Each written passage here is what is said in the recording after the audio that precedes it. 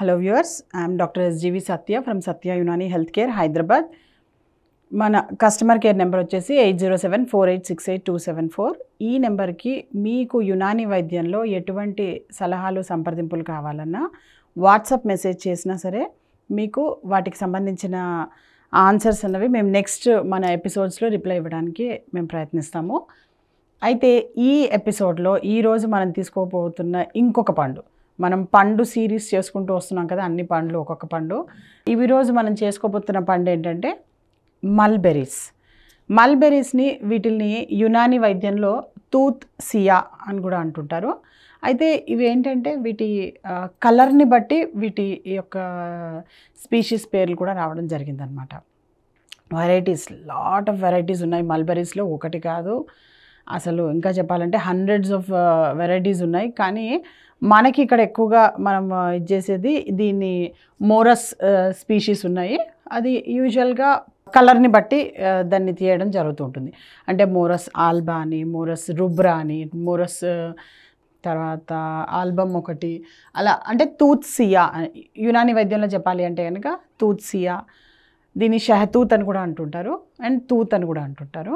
ఈ షహతూత్ సియా, షహతూత్ అహమర్, షహతూత్ అబ్యజ్ ఇవన్నీ కూడాను ఏంటంటే వీటి యొక్క కలర్ని బట్టి, అంటే వైట్ బెర్రీస్ అని, తర్వాత బ్లాక్ కలర్ ఉన్నవి బ్లాక్ బెర్రీస్ అని, తర్వాత ఇంకోటి మల్బెరీస్లో రెడ్ కలర్ ఉన్నవి రెడ్ బెర్రీస్ అని, మల్బెరీస్ అని, అలా కలర్ని బట్టి దీన్ని డిఫైన్ చేయడం జరుగుతుంటుంది. అయితే వైట్ దానిలో చాలా ఎక్కువ మెడిసినల్ వాల్యూస్ ఉంటాయి అండ్ ఈక్వల్గానే ఇంచుమించుగా మనకి బ్లాక్లో కూడా కనుక కనిపిస్తుంటాయి. దాన్నే షహతూత్ సియా అని కూడా అంటుంటారు అనమాట.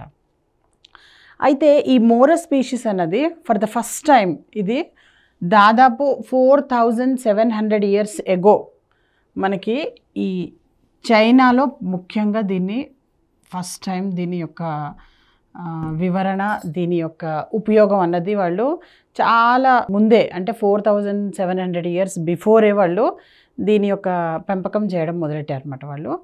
అయితే ఈ మల్బెరీస్ అన్నవి ముఖ్యంగా వాళ్ళు ఏంటంటే సిల్క్, చాలా ఏళ్ల వరకు అసలు చైనా సిల్క్ అన్నది ఫార్ములా అసలు బయటికే రాలేదు, ఎన్నో ఏళ్ల వరకు. 12th centuryలో అది మనకి యూరప్కి, ఏషియాకి అలా డిఫరెంట్ దీనికి అన్నిటి కూడాను బయటకు వచ్చిందనమాట. అప్పటి వరకు కూడాను చైనా సిల్క్ అని చెప్పి వాళ్ళే వాళ్ళ అధీనంలో పెట్టుకున్నారు అనమాట. సో ఇక్కడ ఏంటంటే నియర్లీ ఈ 700 years బ్యాక్ ఏదైతే వీళ్ళు ఇయర్స్ ఎగో దీన్ని కల్టివేషన్ చేసేవారో అప్పుడు కేవలం దీనిలో ఇవే కాదు మెడిసినల్ వాల్యూస్ కూడా ఉండడం అన్నది ఈ చైనా వాళ్ళు గుర్తించారన్నమాట. ఇంతేకాకుండా యునాని వాళ్ళు కూడా దీన్ని ఎన్నో వందల సంవత్సరాల క్రితమే, నియర్లీ 699 AD 420 BC కన్నా ముందే మనకి దీని యొక్క వర్ణన కూడా యునాని వైద్యంలో ఉందన్నమాట. సో దీని గురించి, ఈ స్పీషీస్ ఏవైతే ఉన్నాయో షహతూత్ గురించి మనం ఇంకా క్లారిటీగా తెలుసుకుందాం దీని గురించి. అంటే దీని యొక్క యూజెస్ ఎలా ఉంటాయి అన్నది. యాక్చువల్గా దీన్ని ఈ పండు ఏదైతే ఉందో ఈ చైనాలో దీన్ని కింగ్ ఆఫ్ ఫ్రూట్స్ అని కూడా అంటుంటారు. దీన్ని కింగ్ ఆఫ్ ఫ్రూట్స్ అని చైనా వాళ్ళు ఎందుకు అంటుంటారంటే దానిలో ఉండే మెడిసినల్ వాల్యూస్ కానీ ఫుడ్ వాల్యూస్ కానీ అంత గొప్పగా ఉన్నాయన్నమాట. సో యూజువల్గా ఈ పళ్ళని యొక్క పంట అన్నది మే, జూన్ ఈ టైంలోనే మనకి ఎక్కువగా వస్తూ ఉంటుంది పంట అన్నది. కాకపోతే దీనిలో వాటర్ కంటెంట్ ఎక్కువ ఉండడం వల్ల ఏంటంటే ఈ పళ్ళు చాలా తొందరగా పాడైపోతూ ఉంటాయి. సో అందుకని కోసిన వెంటనే చాలా తొందరగా వాటిని మనము తినేయడం మొదలెట్టాలన్నమాట. సో స్టోర్ చేసి పెట్టుకోకూడదు ఇట్లాంటి ఫ్రూట్స్ని, ఎప్పటికప్పుడు ఫ్రెష్గా తెచ్చుకొని వాటిని ఎయిదర్ మీరు డైరెక్ట్గా ఫ్రూట్స్ తినచ్చు, లేదంటే కనుక జ్యూస్ చేసుకొని కూడా తాగొచ్చు, లేదంటే మార్మలేడ్స్ చేసుకోవచ్చు, జామ్స్ చేసుకోవచ్చు.